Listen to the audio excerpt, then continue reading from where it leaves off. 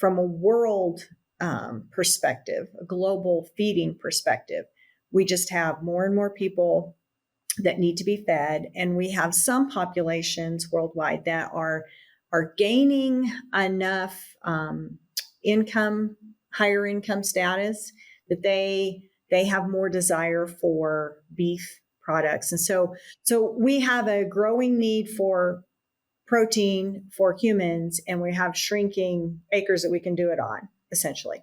So the confined cow-calf thing just really came out of a lot of that, some empty feedlot pens here and there, and some different systems that we could put together that in some way or another would utilize annual forages and residues, that kind of thing. So whether that's being able to use some of that cornstalk residue for grazing and some cover crops, in between there, and then some confinement time in the summer when sandhills cows would be out on pasture, or if that's harvesting those and then feeding in the pens.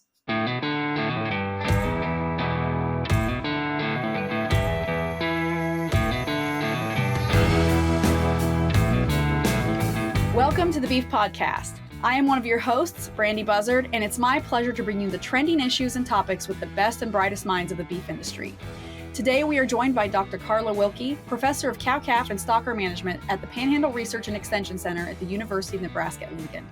Dr. Wilke earned her bachelor's degree in agriculture education at Texas A&M University and her master's and her PhD in ruminant nutrition at the University of Nebraska.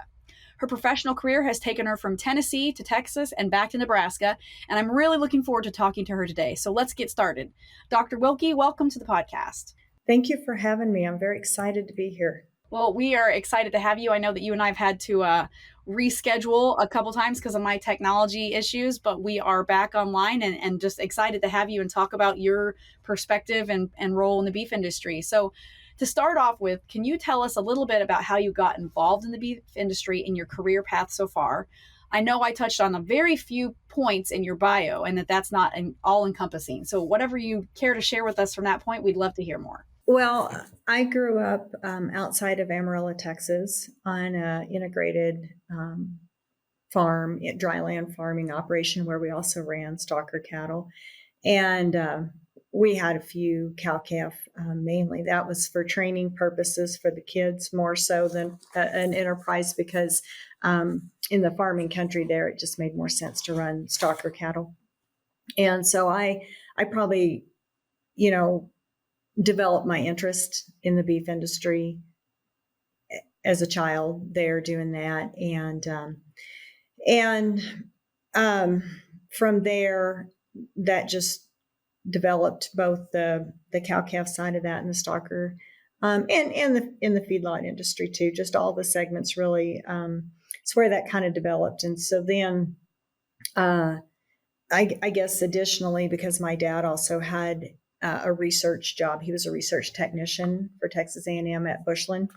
And so, I got to see a lot of how research is conducted, how we come up with the answers that we give producers. It was kind of fascinating to me. And so I guess I just kind of put all those growing up background things together when I went to school and kind of took this career path. And so now I've been the cow-calf and stocker management specialist for UNL out here in the Panhandle for almost 15 years. And then in addition to that, I am married to a farmer who also has integrated cropping and livestock systems, but it with some irrigation and things, so it makes it a little different. And so we also run mama cows in confinement and semi-confinement, and then we were able to use corn silage and wet distillers and residues and things to feed them when they're not on pasture. And so I really don't know where my personal life and where my professional life where one starts and one ends, because it's pretty blurred for me. Yeah. So you mentioned this, you're just speaking here that you and your husband have cows in confinement and semi-confinement when they're not on pasture. And so that's something, that's one of the things that you've focused on in your career and your career expertise. So could we dig into that a little bit more? Like if you could share that with us, because I can't speak for the whole beef industry, but I am not, when I think of Nebraska, I think of corn farming, and I think of cattle in the sandhills and such. So I don't necessarily go to confinement and semi-confinement. So maybe you could speak about that for us. Right. And you're just like everybody else. That's pretty much, what your thought is. It's either Nebraska's corn or it's the sandhills. But when you look at the Midwest in general, upper Midwest in general, they have just consistently lost pasture acres through the years to farm production and to urbanization, things like that. And yet, from a world perspective, a global feeding perspective, we just have more and more people that need to be fed. And we have some populations worldwide that are gaining enough income, higher income status, that they have more desire for beef products. And so we have a growing need for protein for humans, and we have shrinking acres that we can do it on, essentially. So the confined cow-calf thing just really came out of a lot of that, some empty feedlot pens here and there, and some different systems that we could put together that in some way or another would utilize annual forages and residues, that kind of thing. So whether that's being able to use some of that cornstalk residue for grazing and some cover crops, in between there, and then some confinement time in the summer when sandhills cows would be out on pasture, or if that's harvesting those and then feeding in the pens. There was just lots and lots of questions. And so I've focused since about 2010 on doing research on this. And then I think it's helpful that we have our own cows and we do some of these things with them, because you really kind of find out that there's things that you can do in a research setting that work pretty well. But then when you go to translate that to an actual producer's system, that there's adaptations that need to be made to that. And so I guess that's kind of helped me in the extension side of my job to help producers more, when I'm like, okay, so how we ended up doing this was, so we have both. We have a spring herd of cows that do spend a little bit of time on grass. We do have limited grass, so they don't spend as much time out there as a typical, sandhills herd would on grass. And then we have a fall calving cow group that never does go out to grass. They're actually in confinement 100%. We have a time and labor saving product for you. Beef and Dairy Agri-Slat by Healthy Farms is your solution. No more lugging jugs around the barn every month. With Beef and Dairy Agri-Slat, you simply drop the slat through the floor twice a year, and it works to break down solids, reduces crusting and forming. To learn more, visit myhealthyfarms.com.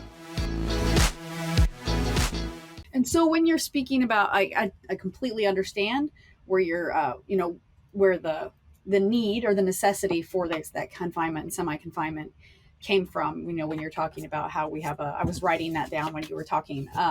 We have this growing, as other countries grow their income, like they want to increase the quality of the food they're eating, and beef is often one of the things they want to incorporate into more diet. So that beef demand is not going away, but unfortunately the availability of pasture land, I don't think that is a phenomenon that is what's the word I'm looking for, that is only in Nebraska. That's happening everywhere in cattle country. So it totally makes sense why that was developed.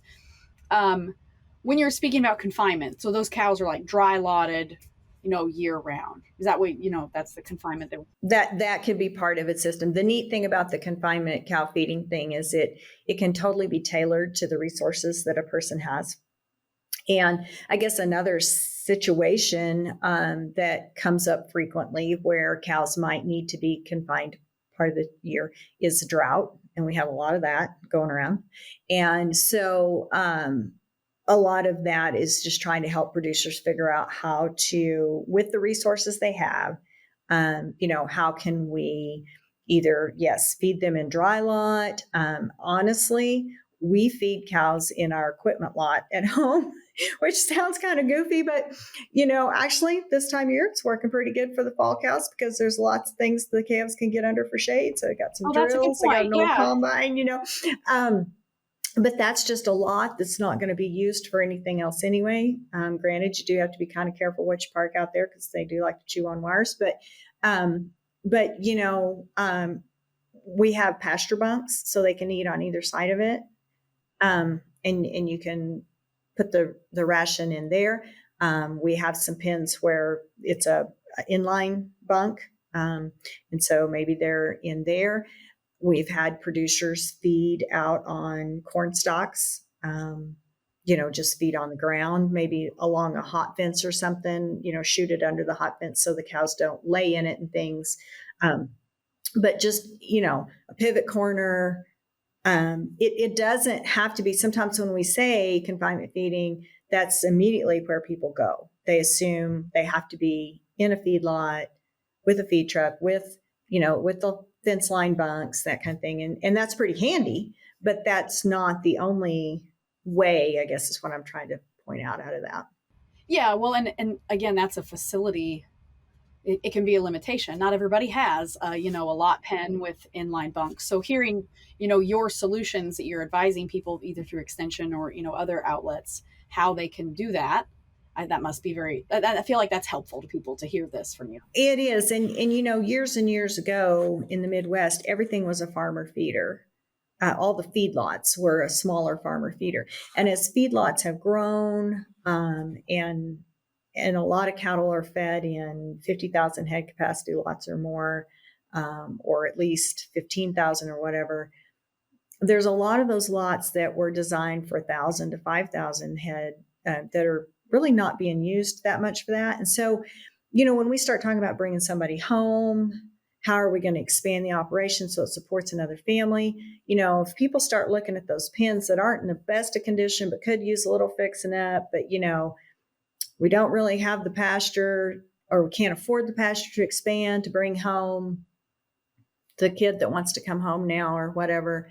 Starting to think outside the box for some of those facilities. Could we modify them a little bit and put pairs in there, or whatever? And so, those are just some of the things that it's just sometimes the whole confinement cow thing, people think, no, cows belong out on grass. And, and I don't disagree. I wish we could all do that, but it's just not as feasible today as I wish it was.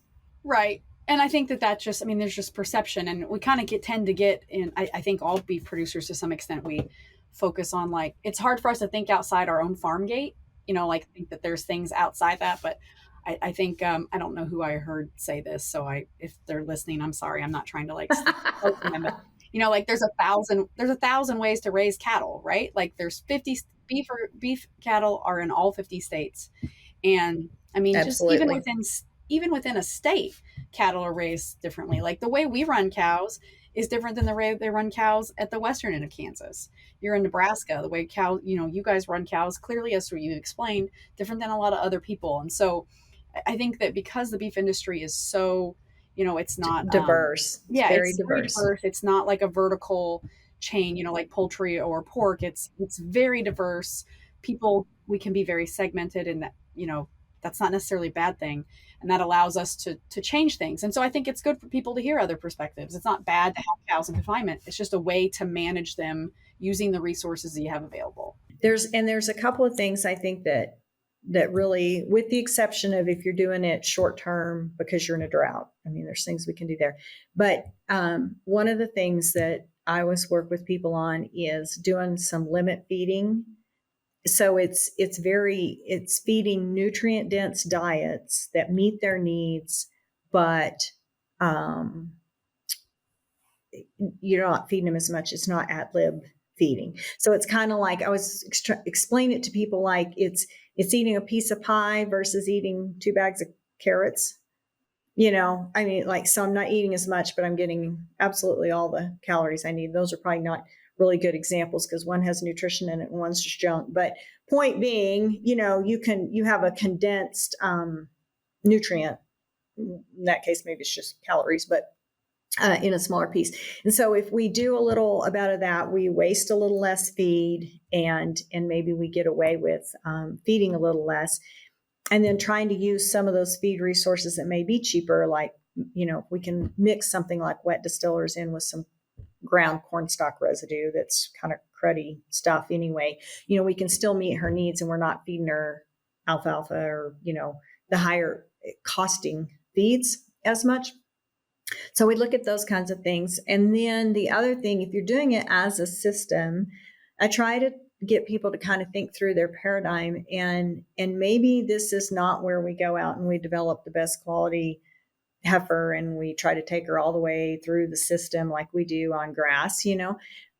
This goes back to our other topic, was managing cull cows a little bit, and it's managing cow depreciation. Because if I am going to have a little more feed cost in them or a little more labor cost, in this, then do I use an older cow that maybe doesn't fit the range system anymore, but now I'm handing her feed already ground and mixed? Maybe I get 3 more calves out of her in this system. And so, looking at some of those things, that if I have more costs here because of this, where else can I maybe shave those costs a little bit? That's one of the reasons that we run both the spring and the fall herd, is that we spread our bull cost over those two, so we're trying to kind of find those places that you do that a little bit. But the other thing that I would encourage people to think about is look at that cost. If I can make this diet, this limit fed diet with some byproducts and some residues, things like that, a good mineral package, compare that cost to what it costs you to lease pasture today. And you might be surprised. That's a fair point. Yeah. Because if I can feed that pair in confinement for $2 a day, and it's costing me $60 per pair, per month to release grass, that's a wash. Yeah. Yeah. Plus, I'm not having I'm not taking a $75,000 pickup and beating it over the pasture every day to check. Yeah. Well, and then depending on your grass lease, you're also not putting money into fertilizer. If you're, if that's part of your grass lease, you maybe not have any money or time invested in fixing as much fence or, spraying, things like that. So yeah, I mean, on a tangible cost level, it looks like it shakes out as a wash, but like if you dig into it further, it may be cheaper to do that. Well, and then the other thing that we have to consider in our operations, because I have this job on top of our cows, and my husband has a trucking job and the farming on top of the cows. And so, sometimes having them contained where they're supposed to be and being able to just run a feed truck by them. Well, honestly, because if I'm supposed to be here doing this podcast with you and somebody calls and says the cows are out, I've still got to do this. Or if I'm doing a meeting, across the state, and I'm like, I have to be there for that. Yeah. So some of those opportunity costs, there's a trade-off for some of those things, that it may cost me a little bit more to do this with my cows, but it frees me up more to do this with my trucking or whatever. So overall, this is a better deal for us. This is what's going to make the whole thing work. I'm a very big proponent of systems thinking. Like, if I make this decision on this end, how does it impact my marketing date or my marketing weight or any of those things, my breeding date, the nutrition available to my cows at breeding? If I make this change over here, what does that do to my whole system? And so for us, that's maybe a perk of that, is that I'm not running all over the county trying to check cows on my pasture leases, when I don't have all day to go do that kind of thing. So it just depends. And I'm not saying that's the right way to do it. I'm saying that everybody needs to work through think through all those aspects and then work out what's going to work best for them. Yeah, you have to do what works for you. And just as a side note, if you had needed to cancel today because the cows were out, I totally would have understand. I'm sure that I feel like when you work in the beef industry and you have cows, and people generally understand that. Whereas if you worked for like Google or something, they may not have understood. I would have understood and totally would have accommodated that. But you're right, because they always get out. when you're gone or something like that. But everybody has to do, that again, that's what we were just talking about, is that if there's 1,000 ways to do it, and you have to do what works well for you in your own situation. Because many people in the beef industry, I don't have any percentage off the top of my head, but it's not uncommon for people to work full-time jobs and also basically have a full-time job with cows, that they work from 6 p.m. to 10 p.m. and on the weekends. And so I don't know what that percentage is either, but I will tell you this: for all the cows that there are in the Sandhills, which is a lot, and all those operations have 500 to 1,000 head operations. The average cow-calf producer in Nebraska still only has like 50 head, and so that tells me that there's a lot of us out there working those second jobs and running some cows to bring the average down from what it is up where, that's the thing, where cattle's king. yeah, absolutely. I think I don't think that number is far off. I think that's pretty representative of the whole United States. I think the last census said that the average cow herd was like 43.1 cows or something like that, And that makes sense. When I was in Tennessee, I think it was 25 in Tennessee, and so probably the national average is probably 40 something. So that probably makes sense. But I imagine those big range states like Montana pull the average up there, Yes. Yeah. So earlier you mentioned the drought, which I feel like we can't do anything without talking about it, because it's significant and it's very far reaching, and it affects everybody, not every year, but it's always affecting someone. It's coming to a state near you. Right.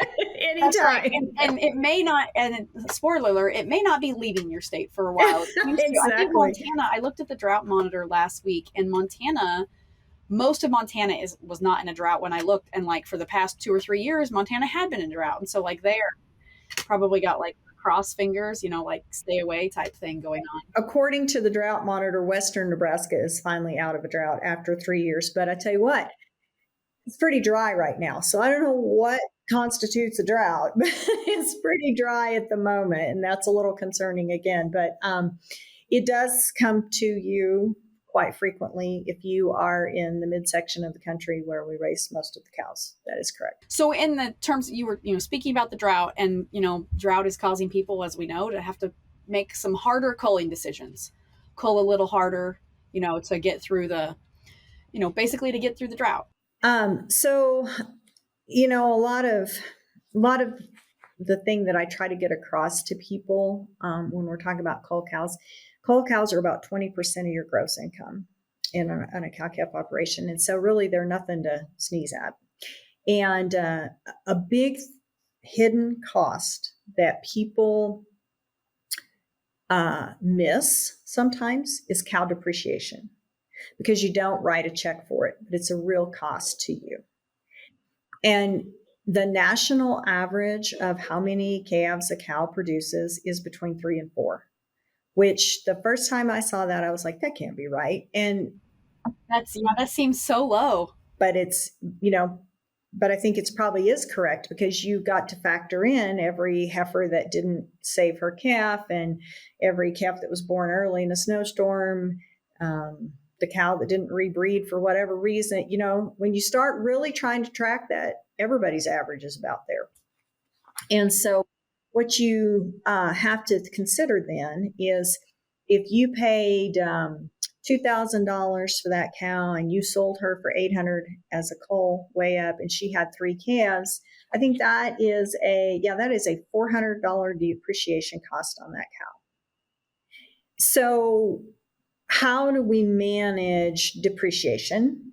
I guess that's one thing, and so that's something that we work with people, or I have done presentations working with people on, is, especially say you're in the Sandhills, and you don't have a lot of feeding options, because they have grass, or they have hay made from grass, and that's what they have. And, maybe they can have a little bit in their budget to bring in a cube supplement for the winter, but we're not talking corn and wet distillers and silage and things that they can say, okay, well, this cow didn't breed, so we're going to put a little weight on her, and then we're going to run her to the sale barn. They're going to put way too much into that. So what are some options? And so some of those options with the cull cow can be to run the bulls longer, uh, preg check where you early, so you know which ones are bred up where you want to calve.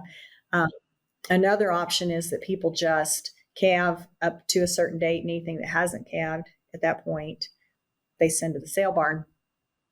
I have some issue with that. I understand the premise behind that, but you also get cows calving at the sale barn. I was just going to say that, like that. Ooh, that's not a situation I personally would want to be in. With There's a little risk to that, because then now you did have a bred cow that was worth quite a bit. Now you have a cow that just calved, and you have a pair that you have an at-risk infant now. yeah, Nobody wants to touch with a 10-foot pole. The other thing that can be a risk is if me as the buyer, I buy these cows and they're calving now for the next 60 days or whatever, 50 days, whatever it is on that when you sold them. I run some risk that the stress of the being at the sale barn for 2 days, then getting on the cattle pot and coming to my house, that I'm going to have a dead calf the next morning because somebody aborted, or I've got an early one and he's not going to make it, whatever. And I've had it go both ways, where I woke up the next morning and had a live calf nursing, and I woke up and she slept one, and so there are downsides to that. But that is one thing, is to run your bulls longer and then sell. Another thing people do is then preg check early, and then anything that's open, they'll breed for a fall instead of spring, and then sell those. Obviously, a fall cow in Nebraska, it doesn't have the value that a spring bred cow does. But she may, not this year, but she may have more value than a open cull cow. But we're also in a tremendously weird cull cow market right now, which is not common. So a lot of times a bred cow, and then depending on where you are in Nebraska, if you're close enough to the border, you may be able to pick up some Kansas buyers for that bred fall cow that would have a longer growing season, might have some different feed resources, or somebody in a confinement system. It doesn't matter to me whether she's spring or fall calf, because I got to feed her in confinement either way. right. And so we fall calve, so it it doesn't scare. Like, I live in Southeast Kansas, and buying a fall calf out in Nebraska, that doesn't. I have no risk. Yeah, it doesn't scare me at all. And so some of those things, and then watching that trend for there is a seasonal trend to slaughter cow prices. And so, typically end of the winter, November, December, that's the all-time low of the year. And that's partially because that's when a lot of people are dumping the cows that came up open and things. And they tend to be thinner because they just came out of lactation, things like that. And then after the first of the year, you get, coming up again, you get into grilling season, and that goes up a little bit, and usually peaks before Labor Day and kind of starts down again. So again, if people can look at some of those cull cow options for either marketing as breds, if you do have some feed resources that you can hold over, and then put a little bit more back on her after her lactation curve is done. Maybe you hit those different markets. The thing is that you always got to do the math on it, because you can put a whole lot of feed resources into her and still end up getting about the same thing for her, depending on what feed resources cost. You're in a drought, feed resources are awful high. It may not, that extra 100 pounds on her might be a wash, and you just wasted those feed resources on a good cow that you want. You wasted them on her when you needed to save them for a really good cow. So that may not work out. You have a year where you had a lot of rain, you've got some really good quality corn stalks out there. Distillers isn't all that expensive in comparison, and you feed her a little supplement, let her get out there and graze those corn stalks. You put a body condition score on her, you get past that dump, you get to the first of the year when things are ticking up, you dump her back then. Some years, that might be a positive for you. So I think it's a thing that you can't just say, well, this is how we manage our cull cows, period, every year. I think you need to look at it every year and decide, what might be best. Another thing is that some people will do an age dispersion, and whether those are good cows still cranking along or not, if they get to the age of 10 or something, they do an age dispersion. They get a pretty decent price for those cows, especially if they're bred. And that helps them manage that cow depreciation, because now, without putting extra feed resources in her, because I don't have them, because I'm in the sandhills or whatever, I'm in this grass country, I'm maximized the best that I could on the value of that cow and sold her as a bred, age dispersion cow. Yeah, I've heard of people doing that. Like, they didn't do it at 10. I can't remember who it was, but I think it was like 7. If cow hit 7, they were moved on, not because they didn't like them, but because that was what they did. But I agree with reevaluating the cull cow strategy every year, because markets change, feed costs change. Nothing is static, right? So the only thing that's consistent is that change is going to happen. So that makes a lot of sense. You were mentioning like some alternative feeds there. So like, you were mentioning wet distillers. We feed a lot of dry distillers down here in Southeast Kansas. My husband and I live only about 10 miles from an ethanol plant. So dry distillers are in abundance, and that is like a alternative food source or feed source, and that kind of helps reduce food waste, which is a tactic, or which is a thing I'm very passionate about, like food waste in general and tactics to reduce that. And I love talking about that. So, how did you get involved in that vein? I know that that is also something you focus on. So kind of how did you get involved in that vein of work with, alternative feed sources and stuff? For one thing, because with this job, I'm in a very integrated area. And so at the Panhandle Research and Extension Center, we have a lot of agronomists doing research on, dry edible beans like pinto beans, red beans, navy beans, that kind of thing. And we grow a lot of those here. Eastern side of the state is pretty much just corn and soybeans. And then from there, we got everything else. So we got sugar beets, we got dry edible beans, you name it. We got field peas, we got all kinds of we got some different human consumption commodity crops that they don't grow the other side of the state.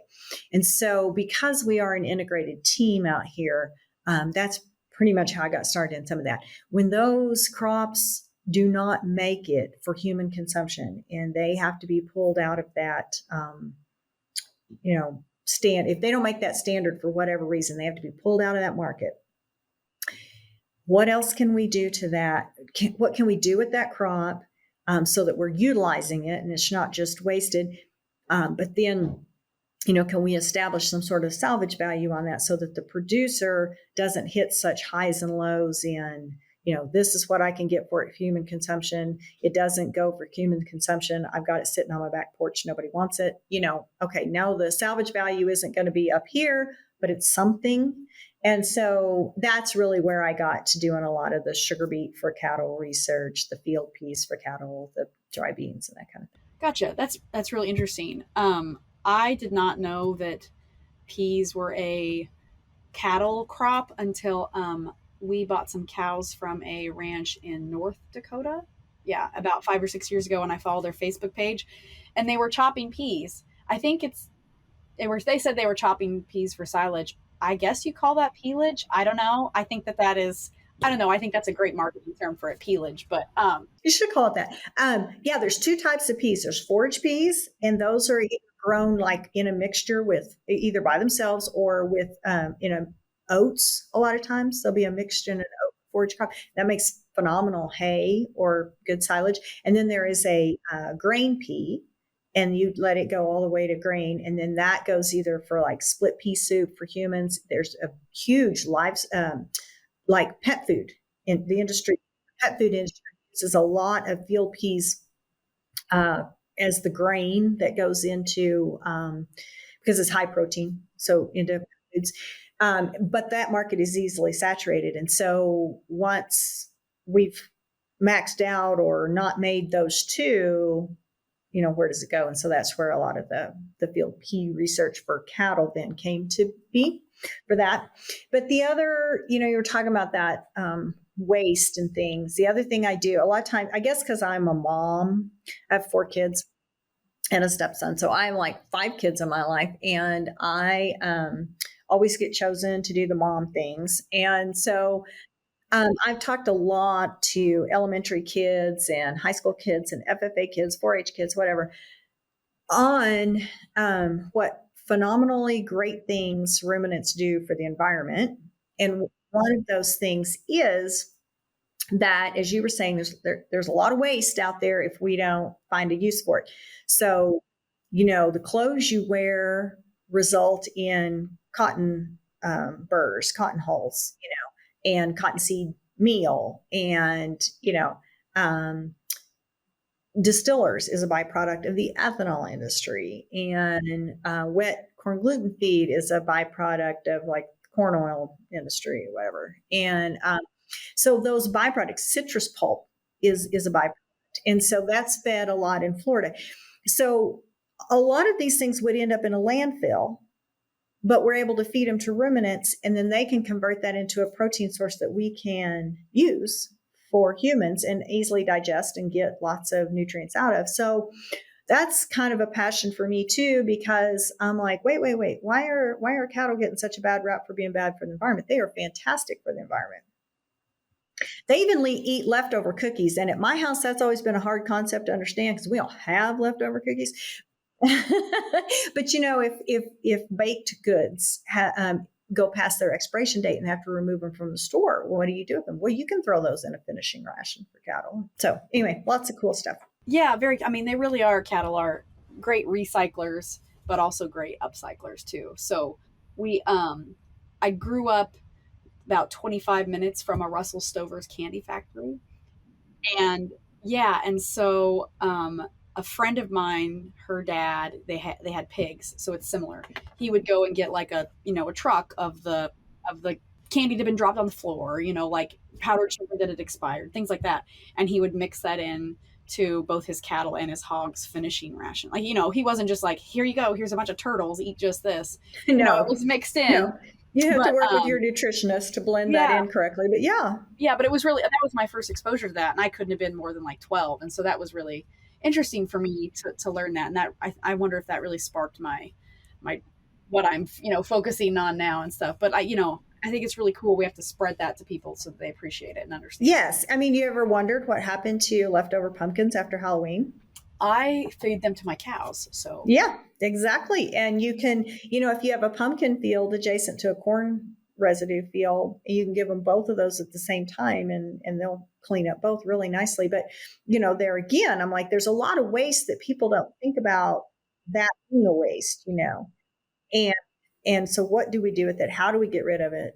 9 times out of 10, cattle take care of it for us, Yeah, absolutely. Last year, so I have 2 kids. I have a 2-year-old and a 6.5-year-old, and adjusting to having 2 kids, everything takes more time. So I just neglected in the hustle and bustle things to throw the pumpkins from the fall into the pasture. And so they just kind of, like liquefied and melted on the porch until I actually threw away the remains. And this spring, I had pumpkin vines growing out of my flower beds, and I just last night picked the pumpkins and we used them to decorate the porch, but I took the vines and there was a couple squishy pumpkins. I took them over and threw them into the feeder pen where we do our freezer beef cattle, and this morning they are all gone. So, they're fabulous at just helping clean things up. So they do. Yeah. I've been processing my sweet corn for 2 darn weeks now. And, oh gosh. And I've been like handing them over to, all the husks and stuff over to the calves. And so, yeah, cattle do a tremendous job of cleaning up the environment, and they don't get near enough credit for that. Absolutely. We need to blast that from the mountaintops. Well, we've been talking a lot about your work life, and I know that you mentioned that your personal life and your work life meld very well, are almost seamless, right? And so I think that's a sign of actual happiness when what you're doing in your spare time, you're doing at Maybe work. it is. It is helpful. But, when you aren't working on your farm and with your husband, and when you're not at your actual job, your job there with UNL, how do you fill your time with any hobbies, or do you have any time to fill with hobbies? I used to run some. I've run quite a few half marathons. I used to do some of that, but it just seems like, the time just gets away anymore. And I will, if in the wintertime, once in a while, I will I will let myself read like a suspense thriller kind of thing, you know? And I don't know why, because I hate scary movies. And so I don't know why I'll just read the heck out of that if I can. You can close the book though, and you can I like walk guess, away from it. You don't have to keep watching the I movie. guess. So I do like, mystery, suspense, thriller things once in a while. I just don't have enough time for that kind of thing. But yeah, it's, we have a granddaughter now, and so that's pretty entertaining. But yeah, I just don't have a lot of time for hobbies and things. Yeah. That's understandable. That's kind of that's consistent kind of across the board, I think, for people. So Animal health is constantly threatened by the exposure of mycotoxins in feed. The monitoring of fungal toxins has become indispensable in the feed industry and in animal production. DSM offers a range of analytical services to assess the mycotoxin contamination and solutions to combat mycotoxins. Learn more at dsm.com/mycotoxin-survey. well, you were talking about books. We ask these last questions to everybody that comes on the podcast. So you were mentioning a book there that you like the suspense thrillers and things like that. But first, what is your favorite beef or cattle related book or resource? Probably biased to some degree because I have 2 degrees from UNL and I work for UNL, but I feel like one of the best resources I've come across is our beef.unl.edu website. And the reason being, our entire team contributes to that.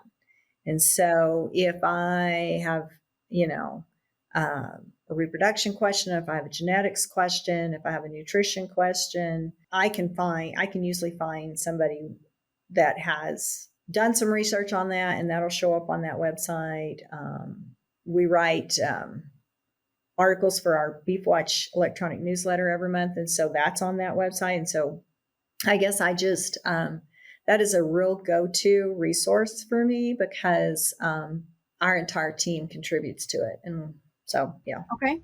Those sound like good resources, though. The Beef Watch, like a monthly e-newsletter. I put that in the notes for our guests, for our audience, if they want to. Companion podcast that goes with that if they'd rather drive the tractor and listen to it rather than read it. So, those are just those type things, I guess, I dig out a lot. Okay, well, that's good. Those are great. I hadn't heard those before, so I put those in the show notes for our audience. Okay, so you already walked into this one, but what is a book not related to the beef industry that you are currently reading, or maybe your favorite one so far? Oh, yeah. I've been thinking about that this entire time, and I don't even know what to tell you.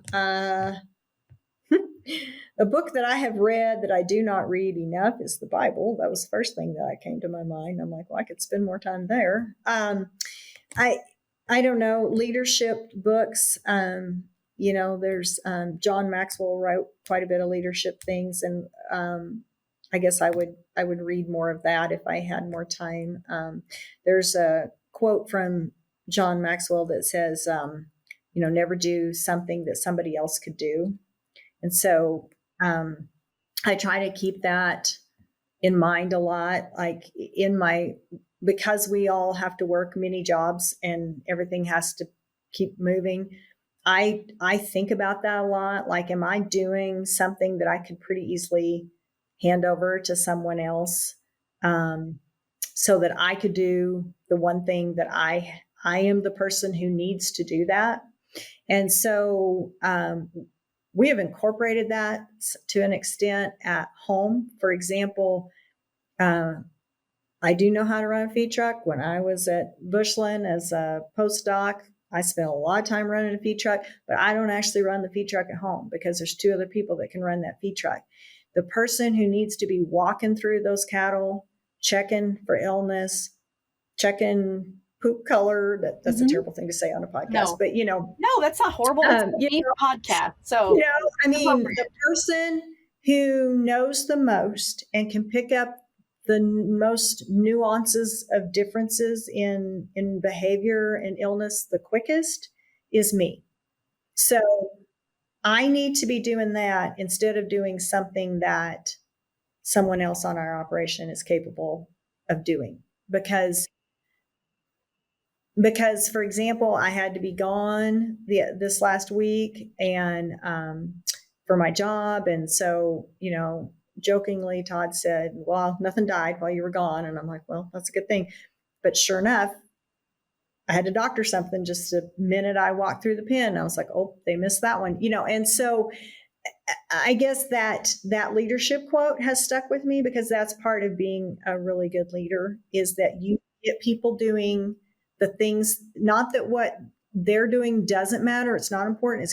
It's critically important. Those cattle have to be fed in a confinement situation every single day, and they have to be fed right.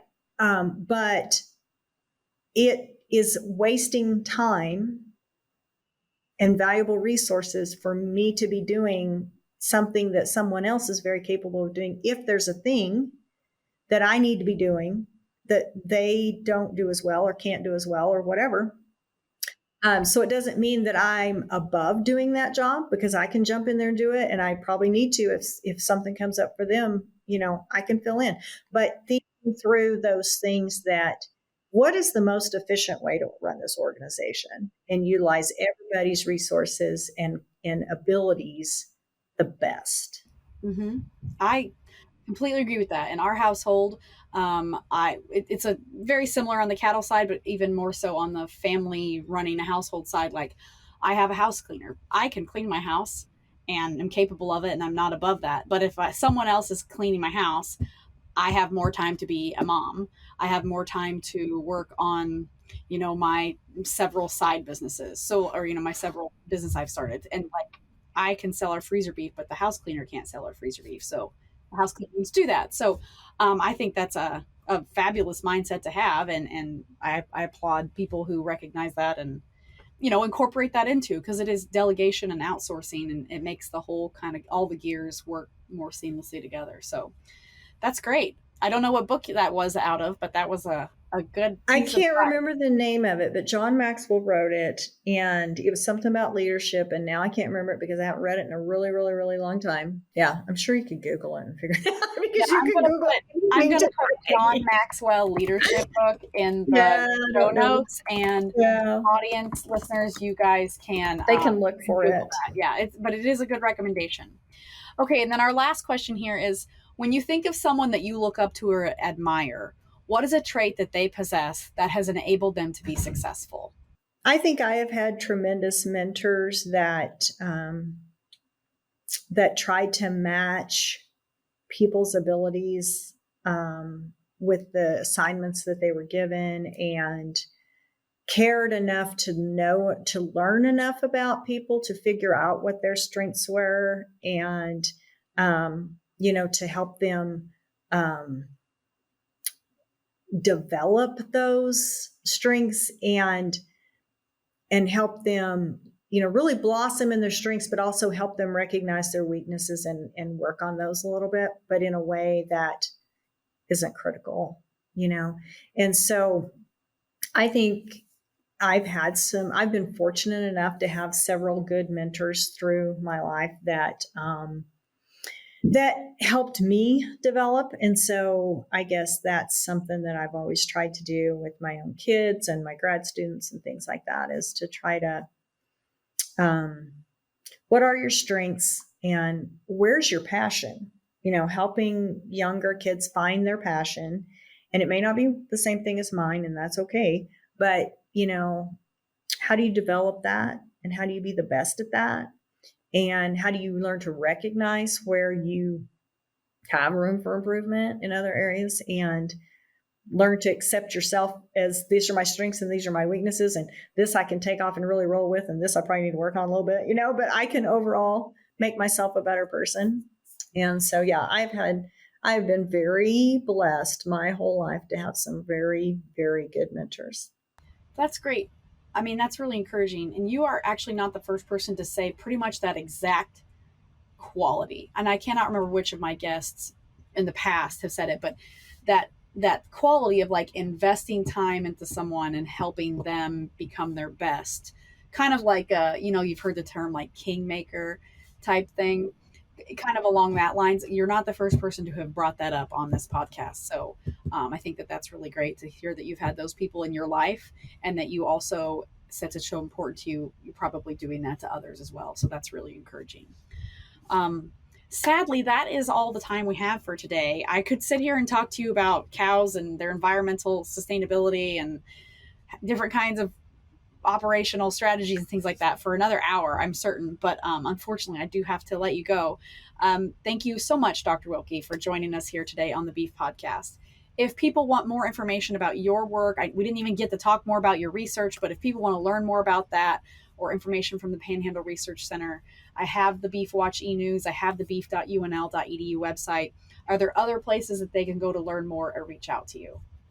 They can, my email address is kjenkins2@unl.edu. So KJENKINS followed by number 2@unl.edu. And so, when people have questions or they're like, we have this resource, but I'm not sure, how much of it to feed or, whatever. I mean, that's kind of the extension side of our job, is we try to help producers with rations, management, that kind of thing. So, if you shoot me an email and say, I'd really rather talk to you about this, here's my phone number, call me when it works or something like that, we can, more than happy to work with people. Well, great. I have put your email address in there, kjenkins2@unl.edu. Again, thank you so much for joining us and sharing your wisdom and your knowledge about your segment of the beef industry. We really appreciate it. And for the audience that's out there listening, we hope that you will join us next week on the Beef Podcast. And thank you again, Dr. Wilke. Well, thank you for having me. It was fun. Yeah, great. All right. We will talk to you all next week. Thank you.